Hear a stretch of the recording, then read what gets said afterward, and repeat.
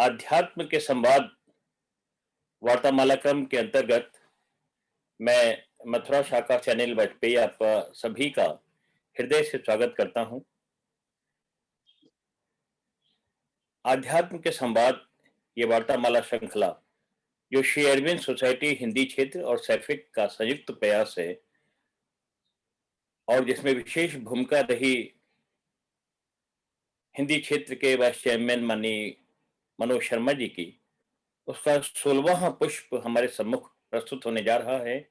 आज की हमारी वार्ताकार होंगी श्रीमती रेखा व्यास जी और विषय है, अद्भुत विषय है, दिव्य जीवन की ओर। तो इससे पूर्व कि हम मात्र चरणों में आज ये प्रस्तुति सुने, सबसे पहले मात्र ध्यान के द्वारा, ध्यान संगीत के द्वारा हम अपनी अभिप्सा मात्र कृपा का वहन करते हैं। मेरा माननीय मुनका जी से अनुरोध है कि वो ध्यान संगीत बजाने की कृपा करें।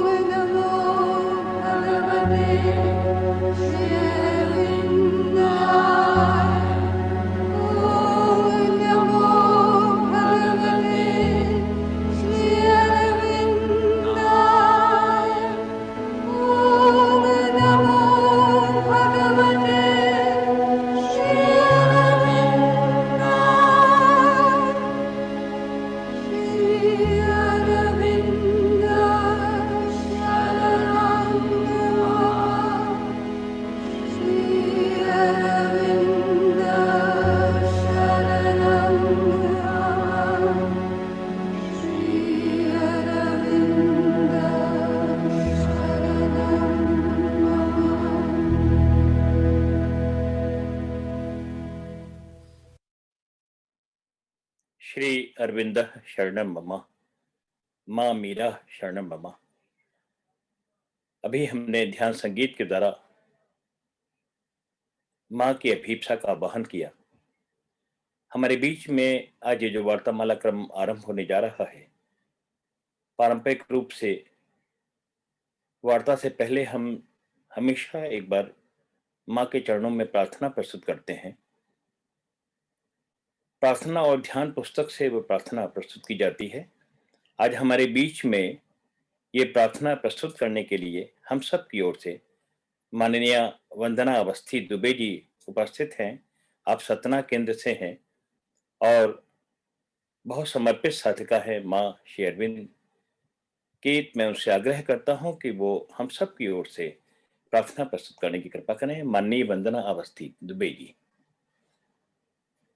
जय श्री मां। अध्यात्म के संवाद श्रृंखला में आज मुझे यह अवसर मिला है, ये मेरा सौभाग्य है। आज जो प्रार्थना का वाचन मैं कर रही हूँ, ये 19 अप्रैल 1914 की प्रार्थना है। प्रस्तुत है। सक्रिय कर्म, बाहरी कामकाज में लगे रहते हुए अपने विचारों को सदा तेरे ऊपर लगाए रखना और तेरे साथ पूर्ण ऐक्य में प्रवेश करना, जो हमें वहां ले जाए जिसे मैं निरपेक्ष चेतना, सच्चा सर्वज्ञ ज्ञान कहती हूँ। उन दोनों में बहुत अंतर है। जब हम कार्य करते हैं, भले ही विचार तेरे ऊपर ही एकाग्र हों, तो हम एक अंधे की भांति होते हैं, जो दिशा ज्ञान के साथ सड़क पर चलता तो है, लेकिन वह जिस पथ पर चल रहा है उसके बारे में कुछ नहीं जानता और न यह जानता है कि ठीक किस तरीके से पथ पर चला जाए जिससे किसी चीज की अवहेलना ना हो।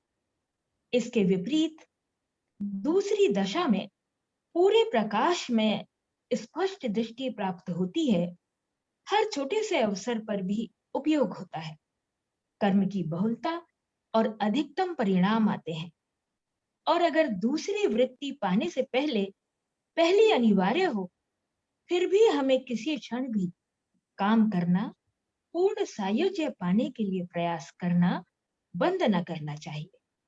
लेकिन मेरा हृदय शांत है, मेरा विचार अधीरता से मुक्त है और मैं अपने आप को बच्चे के मुस्कुराते हुए विश्वास के साथ तेरी इच्छा के सुपुर्द करती हूँ।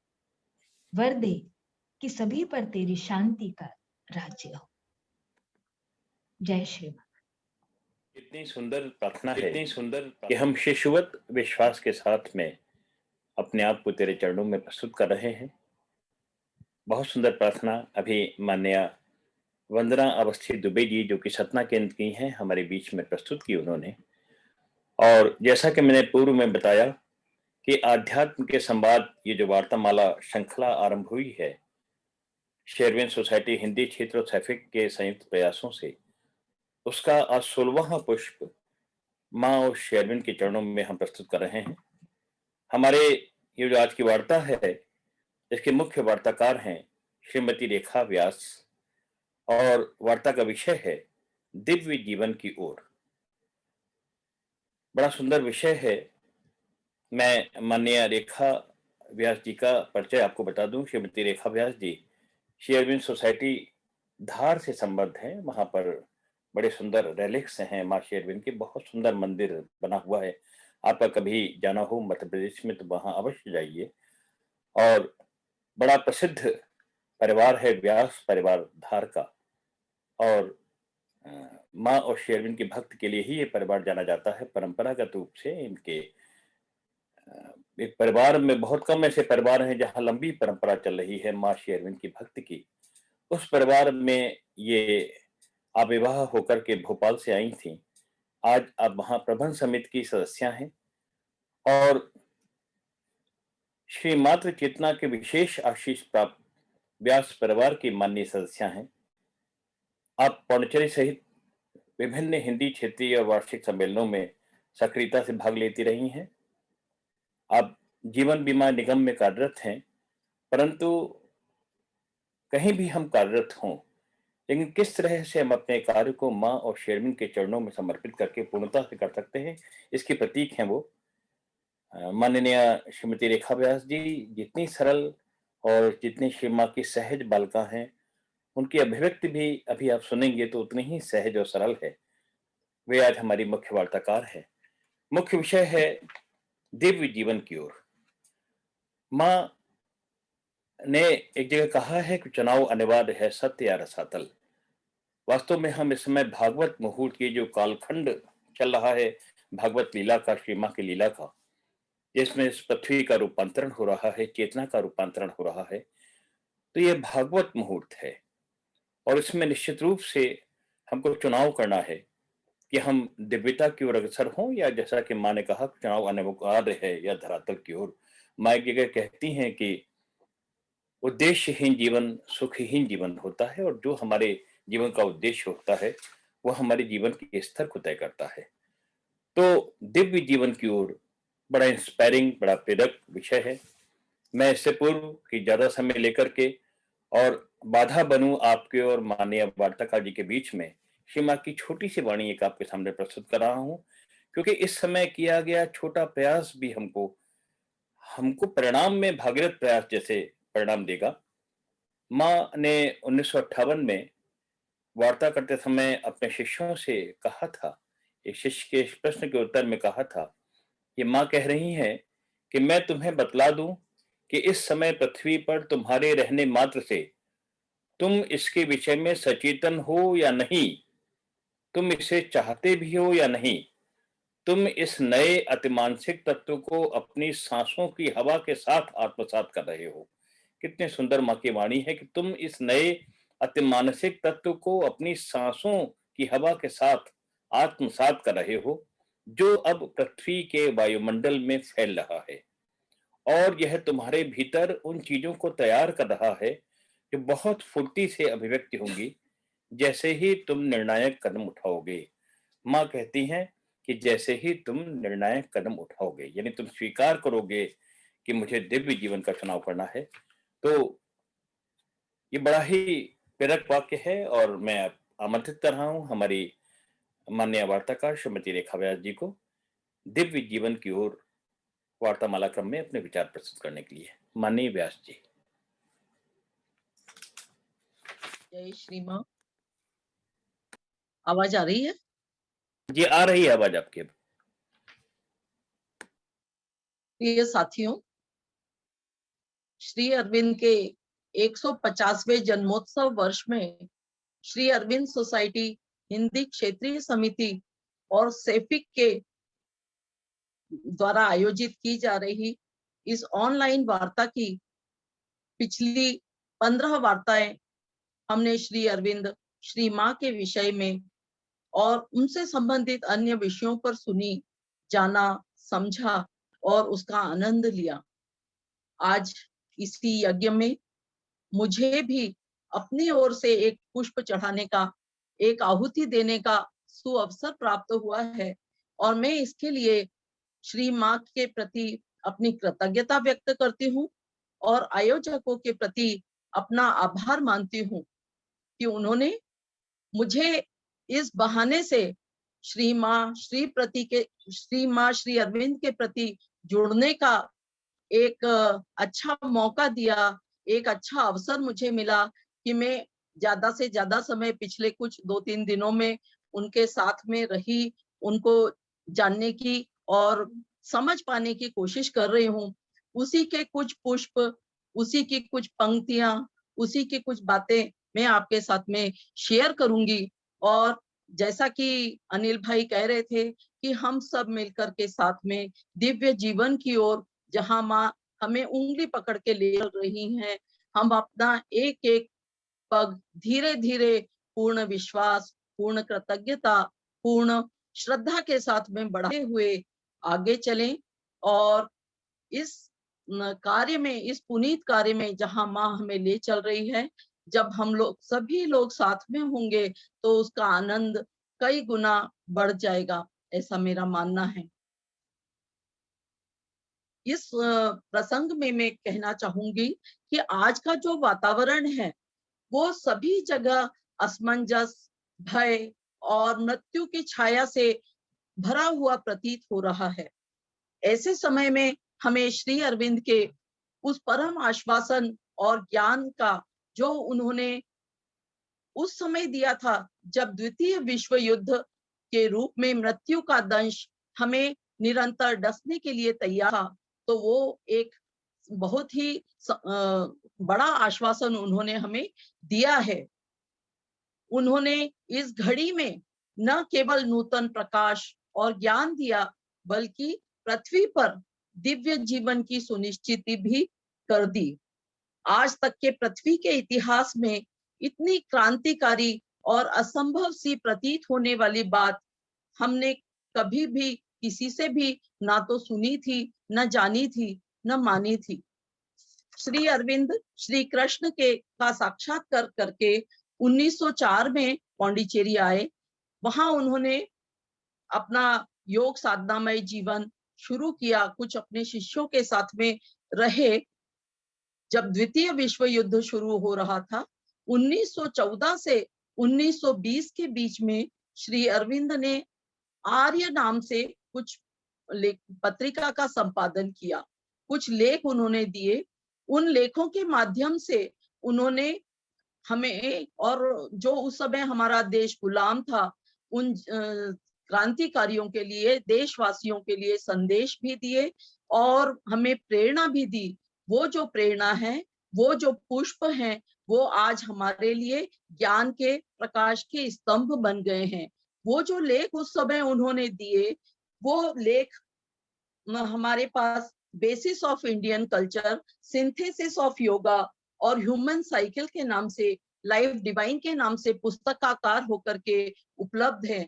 ये न सिर्फ हमें आज बल्कि आने वाले समय में, भविष्य में भी हमारा मार्ग निरंतर प्रशस्त करते रहेंगे और एक कृपा पुंज के रूप में हमारे पास लिखित साहित्य के रूप में ये उपलब्ध है। और इसका आनंद, इसका लाभ हम अपने दैनिक जीवन में, रोजमर्रा के काम में कर सकते हैं। जो भी पुस्तक हमें अनुकूल लगे, जो भी लेख हमें उपयुक्त लगे, हमारी रुचि जिस भी जगह हो, हम उस दिशा में आगे बढ़ सकते हैं। उन्होंने निश्चिति दी दिव्य जीवन के लिए, चाहे समय कितना भी कठिन हो, लेकिन प्रभु इच्छा से बलवान तो नहीं हो सकता। इसीलिए सावित्री में कहते हैं, all can be done if the God touch is there. ये एक ऐसा वाक्य है जो हमें विश्वास से, संबल से भर देता है। हमारी श्रद्धा इस पर अटूट होनी चाहिए और हम ऐसा जाने, ऐसा माने कि दिव्य जीवन की सुनिश्चिति स्थापित हो चुकी है। अब हमें उसे पाने के लिए, प्रकट करने के लिए हमारे जीवन में अपनी तरफ से कुछ प्रयास, अपने आप को तैयार करना है और वो ही हमारे लिए बहुत बड़ी चुनौती है। इसके लिए हमारे ऊपर कोई विवशता नहीं है, कोई समय सीमा नहीं है, लेकिन फिर भी हम जितनी जल्दी अपना कदम आगे बढ़ाएंगे, जितनी जल्दी अपने आप को तैयार करेंगे, उतना ज्यादा ही अच्छा होगा।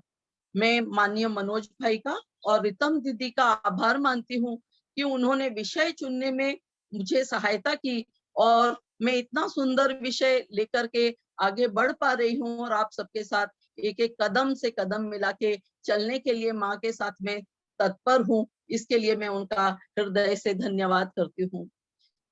वैदिक काल से ही हमारे ऋषि मुनि, हमारा जो दैनिक जीवन था वैदिक काल में, वो ऐसी संस्कृति थी कि बालकों को, बालिकाओं को गुरु आश्रमों में रखा जाता था। वहां पर उन्हें पढ़ाई अलग, अपनी दिनचर्या अलग, दूसरे जो हमारे कलाएं हैं, साहित्य संस्कृति है या गुरु सेवा है, वो सब अलग से करनी सीखनी होगी, ऐसा कुछ भी नहीं था। एक ही जीवन में रहते हुए सभी बालक, चाहे वो किसी भी कुल के हो, किसी भी वंश के हो, किसी भी जगह के हो, सब साथ में मिलकर के बड़े ही प्रेम से एक दूसरे को सहयोग करते हुए आगे बढ़ते थे और अपने गुरु के द्वारा दिए गए कार्यों का संपादन करते हुए, अपने जीवन का विकास करते हुए, अपने शरीर, मन, प्राण, हर क्षेत्र को वो आगे बढ़ाते हुए और एक जिस तरह से सोना तप करके निखर करके सामने आता है, उसी तरह से गुरु का वो शिष्य निश्चित रूप से एक बहुत ही अच्छे दिव्य शिष्य के रूप में सामने आता था। हमारे सामने एक अनुपम उत्कृष्ट उदाहरण है श्री कृष्ण का, सुदामा का, जहाँ सांदीपनी आश्रम में उज्जैन में उन्होंने शिक्षा अध्ययन किया और सारी मानवता को उन्होंने प्रेम का और कर्मयोग का संदेश दिया। वैदिक काल में हमारे जो ऋषि मुनि थे, वे सब इससे दैनिक जीवन में कार्य करते हुए वे अपनी साधना को आगे तो बढ़ाते थे, उन्होंने अपने को तैयार किया, लेकिन बीच में ऐसा कुछ समय आया कि वो अपने इस संसार को उन्होंने बोला कि ये तो मिथ्या है, माया है, यहाँ रह करके साधना नहीं की जा सकती या प्रभु से मिलन नहीं हो सकता। ये एक बहुत बड़ी चुनौती के रूप में सामने आया। उन्होंने अस्तो माँ सद्गमय, तमसो माँ ज्योतिर्गमय, मृत्योर्मा अमृतम गमय, इस प्रार्थना को अपने जीवन में उतारा। वो कहते हैं कि यह एक आदिम अभिप्सा है जो भगवान ने पृथ्वी के हृदय में बो दी है। जब से सृष्टि का निर्माण हुआ, ये अभिप्सा साथ साथ हमारे सृष्टि में, हमारे मानव शरीर में बो दी गई है। ये हमारा एक बहुत बड़ा सौभाग्य है कि हम में अमरत्व की चाह है, लालसा है, पिपासा है। ये हमारे लिए सौभाग्य की बात है। तो हमारा ये श्री अरविंद बताते हैं कि true spirituality is not to renounce life but to make life perfect with the divine perfection. जैसे कि हमारे पूर्वज लोग कहते थे कि ये जो जीवन है ये माया का जीवन है, यहाँ रह करके भगवान को नहीं पाया जा सकता। तो श्री अरविंद ने इस बात का खंडन किया है। वो जो साधु संत होते थे, वो किसी नदी के किनारे, किसी पहाड़ की गुफाओं में, कंदराओं में जा करके एक एकांतमय जीवन बिताते थे और वहां रह करके अपना जीवन यापन करते और साधना करते। और ऐसा नहीं कि उन्होंने इस अभिप्सा को जिया नहीं, उन्होंने इस अभिप्सा को जिया और एक उत्कृष्ट फल, सर्वोच्च शक्ति प्राप्त भी की, लेकिन वो इस संसार के लिए उपयोगी नहीं हो सकी। ये हमारे लिए एक बड़ी ही विडंबना रही, लेकिन उस कमी को श्री अरविंद ने दूर किया। श्री अरविंद ने इस जीवन में हमको जीने का, आगे बढ़ने का रास्ता बताया, हमारे लिए लाइफ डिवाइन और जीवन को यज्ञ रूप में जीते हुए, साधनात्मक रूप से जीते हुए हम कैसे आगे बढ़े, अपना जीवन कैसे दिव्य बनाए, उसका मार्ग प्रशस्त किया। लेकिन वो केवल हमारे प्रयास से संभव नहीं हो सकता, उसके लिए श्री अरविंद ने साधना की। श्री अरविंद ने, माताजी कहती हैं श्री अरविंद का योग पृथ्वी तल पर दिव्य जीवन की स्थापना का योग है। हमारे प्रभु ने हमारे लिए अपने जीवन का निःशेष बलिदान किया। वे शरीर छोड़ने को बाध्य नहीं थे, किंतु उन्होंने ऐसा क्यों किया, उसे थोथी मानवीय बुद्धि से समझ पाना संभव नहीं है। अतः केवल श्रद्धा पूर्वक मौन और कृतज्ञ रहना ही उचित है। उन्होंने रुद्र का ऋण शोध किसी सामान्य अर्घ्य दान से ये नहीं हो सकता। उन्होंने मृत्यु देव की अंतिम तृप्ति के लिए स्वयं को उसके मुंह में उतारना होगा, ये जाना। यही वह महान त्याग है जो हमारे परम प्रभु ने दिव्य जीवन को इस नश्वर क्षण भंगुर प्रकृति में उतारने हेतु दिया। हम कृतज्ञ हैं, हम नतमस्तक हैं। तो दिव्य जीवन कोई बच्चों का खिलौना नहीं है। ये जो ऋण श्री अरविंद ने चुकाया है, ये हमारे बस की, आपके बस की तो बात ही नहीं थी। अब इस दिव्य स्वप्न को संजोया जिस रूप में उन्होंने था, उस रूप में हमें आगे बढ़ाना, फलीभूत करना है और चरितार्थ करना है। उस सब के लिए हमारे अकेले के प्रयास काफी नहीं होंगे। A few shall see what none yet can understand. God shall grow up while the wise man talk and sleep. तो हमारे प्रयासों से निश्चित रूप से दिव्य जीवन इस सृष्टि में स्थापित होगा। कैसे स्थापित होगा? श्री अरविंद माता पुस्तक में बताते हैं कि हमारे श्री अरविंद योग में एसेंड और डिसेंड दो तरफा वाली एक योग पद्धति है। इसमें हमको अकेले को कुछ नहीं करना है, लेकिन एक कदम तो हमें बढ़ाना ही पड़ेगा। एक कदम बढ़ाने का मतलब है कि हमें अपने आप को तैयार करना है उस साधना के लिए, उस अभिप्सा के लिए जिसके द्वारा हम अपने आप को केवल तन मन और प्राण न केवल समझे, अपने अंतर को भी जाने, अपने अंतर को ज्योतिर्वान बनाए, ऊर्जावान बनाए और प्रभु के चरणों में समर्पित करें। प्रभु के चरणों में जब हमारी प्रार्थना होगी, समर्पण होगा, तो वह एक उच्च चोटी बन करके एक बहुत सारी हमारी प्रार्थना बन करके वो आगे बढ़ेगा। और जैसे जैसे उसकी घनिष्ठता, उसकी एकाग्रता बढ़ेगी, वैसे वैसे हमें उस प्रार्थना का उत्तर परम प्रभु से प्राप्त होगा। परम प्रभु कब उत्तर देंगे उसके लिए वे बाध्य नहीं है, लेकिन हमारी प्रार्थनाएं कभी भी बेकार नहीं जाती। जब परम प्रभु स्वयं उस प्रार्थना का उत्तर देंगे, तो उनकी शक्ति, उनका प्रकाश, उनका चैतन्य धीरे धीरे करके हमारे ऊपर, हमारे तन मन और प्राण, और केवल हम पर नहीं, हमारे ये जो प्रकृति है, जो जीव जंतु हैं, इन सभी में भी वो प्रकट होगा, वो चैतन्य जागृत होगा और हम सभी देख पाएंगे, उसका आनंद ले पाएंगे, उसको हम जान सकेंगे कि हमारे अंदर कुछ परिवर्तन हो रहा है, हमारे अंदर एक क्रिया हो रही है। ये हमारा बहुत बड़ा सौभाग्य होगा। परम प्रभु केवल ऊपर से बैठ करके आदेश ही नहीं देते, हमें कुछ करना, चलना सिखाने के लिए वे स्वयं इस पृथ्वी में उतरते भी हैं, यहाँ का शोक दुख धारण भी करते हैं। वैकुंठवासी प्रभु को ऐसी क्या मजबूरी हो सकती है कि उन्हें यहाँ पर आकर के, यहाँ अज्ञान का चोला, अंधकार, घृणा और ये जो मारामारी महामारी चल रही है, इस सब के बीच में नीचे उतर आना पड़े, काम करना पड़े, उनकी क्या विवशता है। भक्तों की प्रार्थना, भक्तों की, अपने अनुयायियों की अभिप्सा को वे टाल नहीं सकते।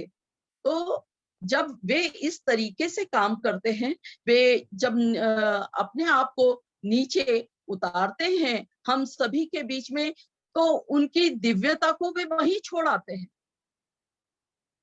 वो हमारे जैसे ही एक व्यक्ति होते हैं, जो कि जिनको कि दुख तकलीफ कष्ट भी आते हैं, जिनका सामना बहुत सी परेशानियों मुश्किलों से होता है। इन सबके हम उदाहरण देखें तो राम, कृष्ण, सीता जी, राधा, और दूर ना जाए तो श्री अरविंद और माता जी, ये उदाहरण भी हमारे सामने हैं, जिन्होंने कि यहाँ इस जगत में, इसी भूमि में, इसी मिट्टी में हमारे साथ में रहे और कार्य किया। निश्चित रूप से हम भी पिछले जन्मों में कुछ ना कुछ तो रहे होंगे, तभी हमें इस जन्म में भी ये सौभाग्य मिला है कि हम माता जी और श्री अरविंद को जान पा रहे हैं, समझ पा रहे हैं, नहीं, प्रयास कर रहे हैं उन्हें समझने का। ये हमारा बहुत बड़ा सौभाग्य है। तो अब धीरे धीरे जब ये प्रकृति दिव्य चैतन्य होगी, तो यहाँ पर का जो वातावरण है वो बहुत कुछ बदलेगा। यहाँ की अभिप्साएं घनीभूत होकर के प्रकृति स्वयं भी परिवर्तन के लिए कार्य करती है, चाहती है, लेकिन उसका जो संकल्प है वो चैतन्य नहीं होता है। लेकिन मानव के पास ये ऑप्शन है हमारे पास कि हम संकल्पित होकर के अपने अंतर चेतना से, अपने अंदर हृदय की आवाज से, हृदय की गहराइयों से ये निश्चय करें कि हमें ऐसी अभिप्सा करनी है कि इस सृष्टि पर दिव्य जीवन स्थापित हो। प्रभु ने तो इसकी स्वीकृति दे ही दी, सूक्ष्म जगत में स्थापित हो चुका है, लेकिन क्या कारण है कि यहाँ पर अभी भी बहुत ही दुख, शोक, तकलीफ और मारामारी का, भयंकरता का वातावरण अभी भी हमें दिखाई देता है। जब बहुत सारी इस तरह की परेशानियां, बहुत सारी तकलीफें, बहुत सारी क्या कहें दंश हमारे सामने होते हैं, तब परम प्रभु अपनी शक्ति के द्वारा इन सभी को एक सूत्र बना करके और इसके परिवर्तन के लिए हमारे सामने कोई नया उपाय रखते हैं, कोई नया तरीका करते हैं, जिसके द्वारा कि इन निगेटिव फोर्सेस का जो दुखद या अशुभ चीजें हैं, उन सब का को समाप्त किया जा सके। ये अशुभ चीजें हमेशा ही अशुभ नहीं होती हैं, इनके द्वारा शुभता का संचार भी होता है, शुभता को बढ़ाया जाता है और उस एक्सट्रीम तक बढ़ाया जाता है कि प्रकृति में एक बहुत ही बड़ा कोई पॉजिटिव चेंज हम देख सके। हो सकता है कि ये जो महामारी चल रही है या इस जगत में जो परेशानियां चल रही हैं, जो दिक्कतें हैं, उन सब के बाद ऐसा कोई जल्दी से आने वाला समय हो जब हमारी सभी लोगों में, जन जन में ये प्रार्थना, ये चेतना जागृत हो जाए कि हमारे जीवन में दिव्यता का संचार हो। अभी तक हमारा जीवन केवल ऊपरी धरातल पर होता है, तन, मन और प्राण। इससे आगे सोच पाना बड़ा मुश्किल है। कभी होता है तो बहुत ही थोड़े से समय ध्यान कर लिया, कभी बहुत थोड़ी सी ज्यादा कुछ तकलीफ हुई तो हम कुछ अपने आप को जानने की कोशिश करते हैं, सोचने की कोशिश करते हैं, गहरे उतरने की कोशिश करते हैं, लेकिन उसमें निरंतरता नहीं होती है। निरंतरता, स्थायित्व होना जरूरी है ताकि हमारे अंदर एक ऐसा स्पेस बन सके जहां पर कि इस तरह के विचारों को, इस तरह की प्रार्थनाओं को एक स्थान मिले कि हमें अपने अंदर स्पेस देना होगा, जगह तैयार करनी होगी जहां पर कि उनका प्रकाश, उनकी शक्ति उतर करके हमारी जो भी निगेटिविटी है उस पर काम करें, उसको समाप्त करने की बजाय उस जो भी चीज है, उसका जो भी कमियां हैं, कमजोरियां हैं, उसका वे रूपांतरण कर सके।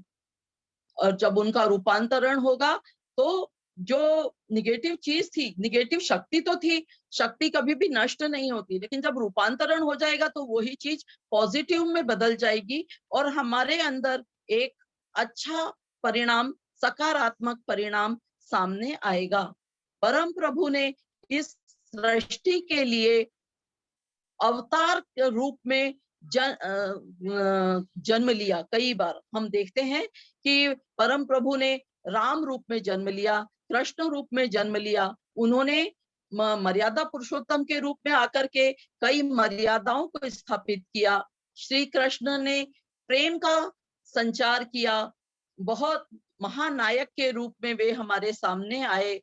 उन्होंने गीता हमें संजीवनी के रूप में हमें प्रदान की, ये उनका बहुत बड़ा योगदान है। और श्री अरविंद हमारे सामने आए हैं, उन्होंने हमारे सामने रूपांतरण का और दिव्य जीवन का महामंत्र दिया। ये इस सृष्टि के लिए बहुत ही सौभाग्य की बात है, बहुत बहुत ही बड़ा उन्होंने हमारे ऊपर उपकार किया है। हमारे यहाँ अवतार जो जन्म लेते हैं तो अवतार किसी विशेष प्रयोजन से जन्म लेते हैं, किसी विशेष कार्य के लिए आते हैं। जैसे श्री राम ने जन्म लिया था तो उस समय जगत में बहुत ही अलग तरह का वातावरण था, बहुत ही राक्षस लोग काम कर रहे थे, बहुत ही अत्याचार हो रहे थे हमारे ऋषियों मुनियों पर। हमारा धर्म जो था वो संकट में पड़ता दिखाई दे रहा था। तो हमारे यहाँ ऋषि मुनियों की जो प्रार्थना थी, जो तपस्या थी, उसको स्वीकार करते हुए जो असुर रूप में हमारे यहाँ रावण थे, उनके असुरत्व को समाप्त करने के लिए, उनकी निगेटिविटी को समाप्त करने के लिए, उनके साथ जो और दूसरे लोग थे उनको भी समाप्त करने के लिए उन्होंने अवतार के रूप में जन्म लिया। हम एक दूसरा अच्छा इसी समय या थोड़े समय पहले का ही एक उदाहरण देखें, विवेकानंद जी का। विवेकानंद जी हमारे यहाँ हमारे सामने आए, उन्होंने अपना शिक्षा अध्ययन किया, अपना स्वामी रामकृष्ण परमहंस के सानिध्य में रहे और उन्होंने एक माता जी की मूर्ति में देवी जी का साक्षात्कार किया और जाना कि ये किस तरीके से दैवी रूप को प्रकट किया जा सकता है और उसके गुणों को अपने में उतारा जा सकता है। और केवल हमारे यहाँ देश में ही नहीं, उन्होंने विदेश में भी एक नई ऊंचाई और हमारे देश का नाम रोशन किया। ये जो कार्य हुआ, इसके लिए स्वामी विवेकानंद ने और रामकृष्ण जी ने अपने आप को एक अद्भुत तपस्या के द्वारा तैयार किया, एक अद्भुत अभिप्सा के द्वारा तैयार किया। अवतार के आने पर जो काम अगर वे ना आते तो जो काम सदियों में या कई जन्मों के बाद होता, अवतार के आने से वो काम कुछ ही वर्षों में हो जाया करते हैं और एक नई गुण की स्थापना, एक नई सृष्टि की स्थापना या एक नए वर्चू की स्थापना इस संसार में वे स्थापित करते हैं और वो स्थायी रूप से होती है। ये इसका विशेष प्रभाव होता है। हम दिव्य जीवन की अभिप्सा के बारे में चर्चा कर रहे हैं। जब हमें दिव्य जीवन अपने लिए पाना है तो हमारी अभिप्सा को तीव्र करना होगा। इसके लिए हमें अपनी आंतरिक सत्ता को जगाने की आवश्यकता है। आंतरिक सत्ता को सबल बनाना है, आंतरिक सत्ता को भगवान की प्रति, दिव्यता के प्रति अधिकाधिक खोलना है, ताकि जो स्पेस क्रिएट होगा, जो जगह बनेगी, उसमें परम प्रभु अपनी कृपा और प्रकाश और शक्तियों को हमें संचारित करेंगे। इसी तरह से इस प्रकृति में भी काम होगा, जीव जड़ जगत में भी काम होगा। श्री अरविंद कहते हैं कि animals are satisfied with their modicum of necessities.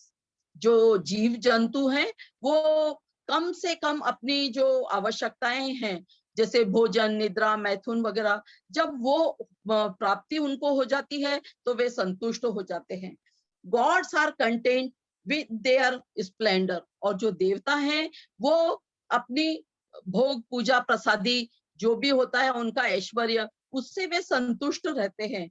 लेकिन but the man, the most discontent among the living beings, cannot be rest permanently until he reaches some highest goods. लेकिन मनुष्य के अंदर, केवल मनुष्य ही ऐसा प्राणी है इस सृष्टि में जिसके अंदर की ऐसी प्यास ईश्वरी शक्ति ने हमें बो दी है, जिसके द्वारा हम कभी भी संतुष्ट नहीं हो सकते केवल भोजन के द्वारा, केवल निद्रा के द्वारा या सुख ऐश्वर्य के द्वारा। ये जो चीज हाईएस्ट गुड की बात कर रहे हैं, ये क्या हो सकती है? धन दौलत संपत्ति, या अच्छा स्वास्थ्य, या हमारा अपना केवल परिवार? इन सब से ऊपर उठ करके जब हम थोड़ा एक उच्च चेतना में सोचेंगे तो वो एक डिवाइन कॉन्शियसनेस की बात होगी। हमारे शरीर में, हमारी चेतना में एक उच्च परिवर्तन के लिए मांग होगी, और जब वो मांग आगे बढ़ेगी तो हम दिव्य जीवन की अभिप्सा का वर्णन करते हुए, दिव्य जीवन की स्थापना करते हुए परम प्रभु कहते हैं कि ये जो समय है ये भागवत मुहूर्त है, इसे ऐसे ही व्यर्थ मत जाने दो। भागवत मुहूर्त क्या है? वे कहते हैं सांसारिक बुद्धिमत्ता को अपने कानों में फुसफुसाने मत दो, श्रद्धा रखो, यह अप्रत्याशित की घड़ी है। झाड़ फेंको समस्त भय, संशय और दुर्बलता को। कितना बड़ा आश्वासन और रास्ता भगवान हमें बता रहे हैं। भागवत मुहूर्त क्या होता है और भागवत मुहूर्त में काम करने के क्या फायदे होते हैं? भागवत मुहूर्त वही है जो आज है, इसके बारे में हमें सचेतन होना है। कैसे सचेतन होंगे? सचेतन होने का एक ही रास्ता है कि माता जी से प्रार्थना करें, अभिप्सा को जगाएं, बढ़ाएं और श्रद्धा रखें, परम प्रभु के प्रति विश्वास बनाए रखें और अपनी निगेटिविटी को, अपने निगेटिव फोर्सेस को कम करें। हमारे यहाँ दो लाइनें पैरेलल चलती हैं, शुभ और अशुभ की, प्रेम और घृणा की, प्रकाश और अंधकार की। जब ये द्वंद्व वाली चीजें साथ साथ चलती हैं तो जरूरी हो जाता है कि हम ईश्वरीय हस्तक्षेप मांग करके प्रार्थना के द्वारा प्रभु का इंटरवीन मांगे, और जब वे कार्य करेंगे तो उनका तरीका अनूठा होगा। 2 लाइनें हैं, 2 लाइनों में अलग अलग चीजें रखी हुई है। हमारी केवल क्षमता के द्वारा, केवल हमारे प्रयास के द्वारा हम उनको चेंज नहीं कर सकते, लेकिन जब प्रभु का कार्य होगा तो एक लाइन की चीज दूसरे लाइन में ओवरलैपिंग कर सकती है, चेंज हो सकती है, आ सकती है, जा सकती है। तो इस विश्वास को हमें बनाए करके अपना कार्य आगे बढ़ाना है।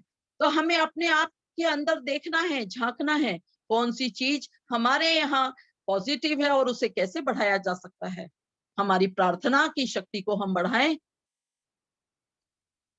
हमारी अंदर जो अभिप्सा की घनता है उसको हम बढ़ाएं, अपने आप को आत्मावलोकन करें, कुछ समय अपने साथ बिताएं और अपने आप को जानने का प्रयास करें।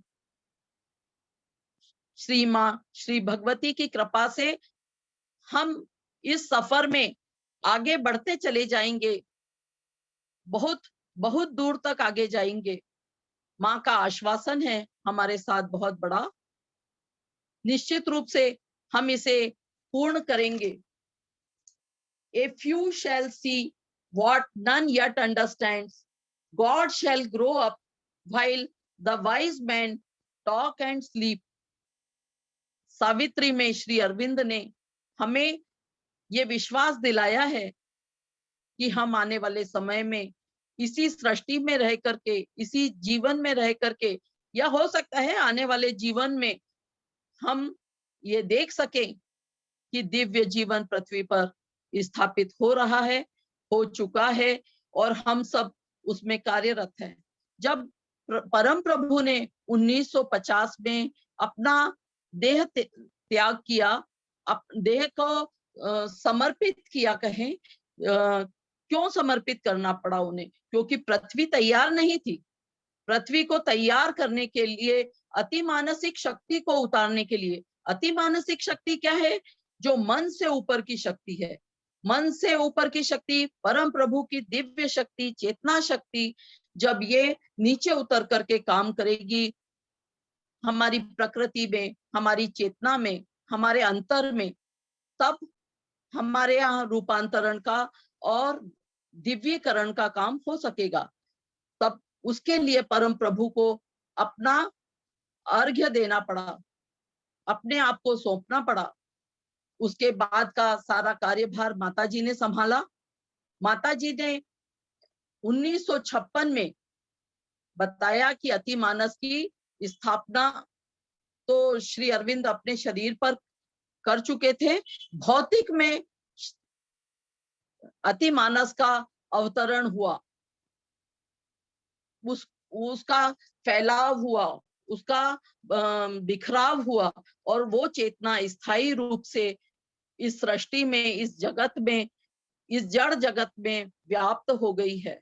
इसके बाद से जो जीव, जो बच्चे हमारे यहाँ आ रहे हैं, उनमें हम एक बदलाव देखते हैं, एक पॉजिटिविटी देखते हैं। उनका रुझान अलग है, उनकी क्षमताएं अलग हैं और वे एक अलग ही सृष्टि के बच्चे मालूम होते हैं। ये एक अनूठा चमत्कार कहें, एक अनूठा प्रयास है, लेकिन उसके बावजूद हम सब में वो जागृति नहीं है। वो जागृति होना अपने आत्मा के प्रति, अपने अंतःकरण के प्रति चैतन्य होना बहुत ही आवश्यक है। उसके लिए हमारे अपने प्रयासों की आवश्यकता है।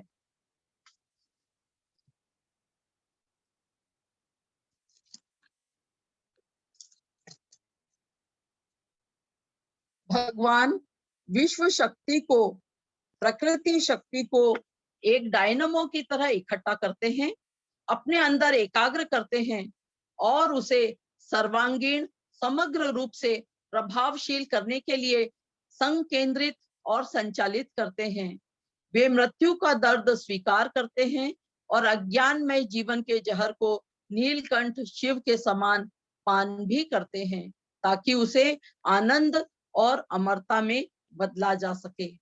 भगवती माँ सावित्री मानव शरीर की पार्थिव प्रकृति में उतरी। उसने अपनी दर्दपूर्ण कसकों को एक गुह्य और तीक्ष्ण खड्ग में बदल लिया। अपनी महत्तर सत्ता को यहाँ स्थापित करने की आशा का यत्न किया, ताकि मर्त के जगत में स्वर्ग सहज रूप से विकसित हो जाए। श्री अरविंद ने सावित्री के रूप में जो महाकाव्य हमें दिया है, उसमें ये बहुत बड़ा विश्वास हमें दिलाया है। आने वाले कल के लिए हमारे लिए ये एक बहुत बड़ा ग्रंथ है, और हमें हमारे बच्चों के साथ में, हमारे अभिप्सु साधकों और साथियों के साथ में इसका प्रयास करना चाहिए, इसे जानने का, समझने का, और इसे अगर ना भी जान पाए, समझ पाए, पढ़ पाए, पढ़ना ही इसके लिए एक बड़ी साधना, एक बड़ा कार्य होगा।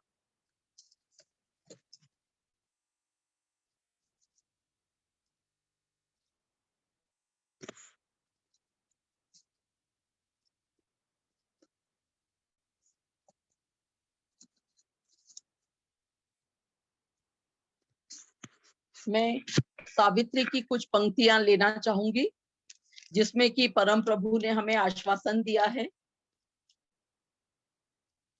Thus shall the earth open to divinity, and common natures feel the wide uplift, illumine common acts with the Spirit's ray, and meet the deity in common things.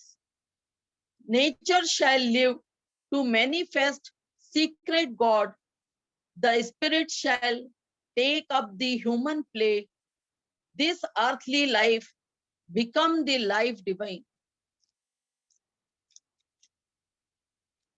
परम प्रभु ने सावित्री में हमें ये आश्वासन दिया है कि ये धरती, ये सृष्टि दिव्य प्रकृति, दिव्य जीवन और दिव्य मानव से परिपूर्ण होगी।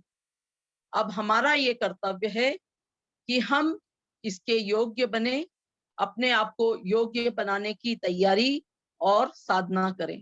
जय मां।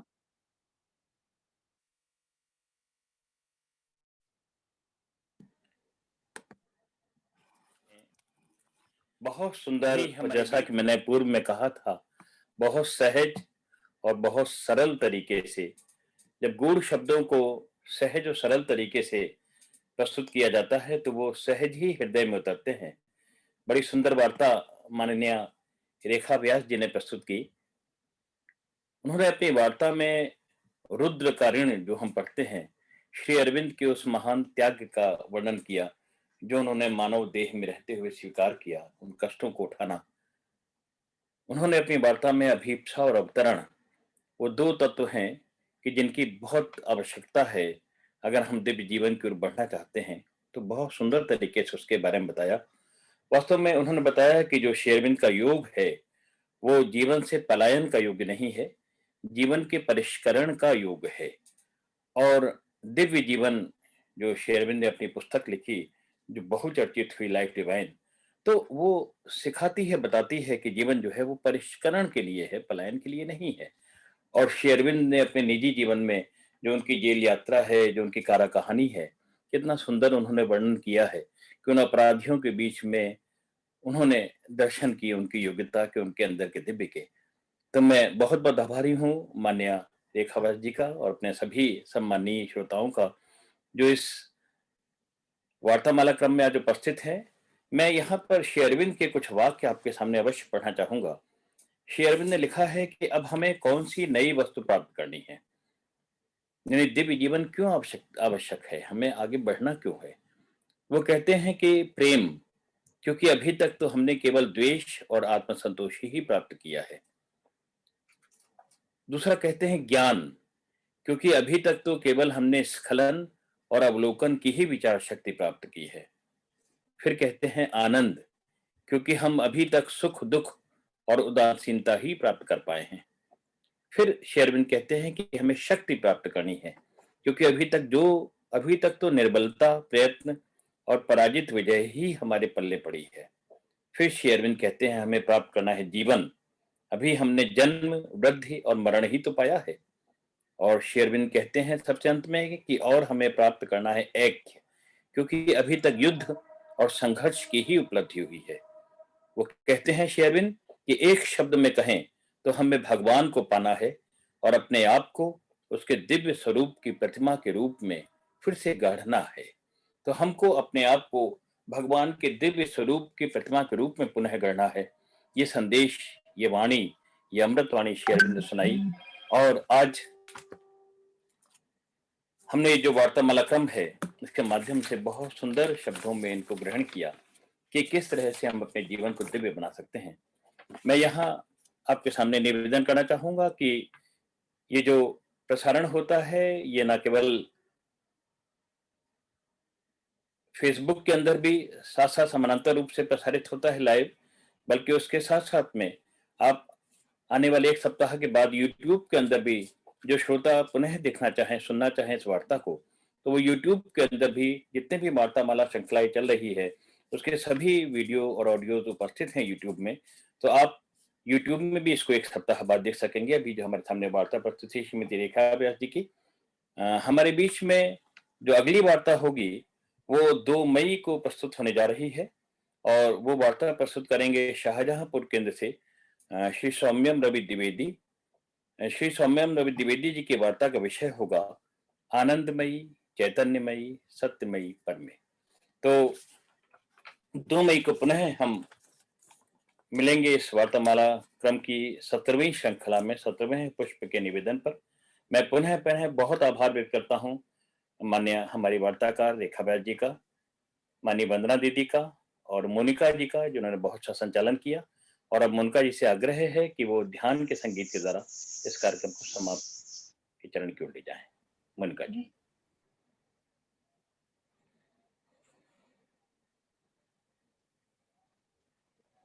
माननीय हमारी वार्ताकार रेखा व्यास जी का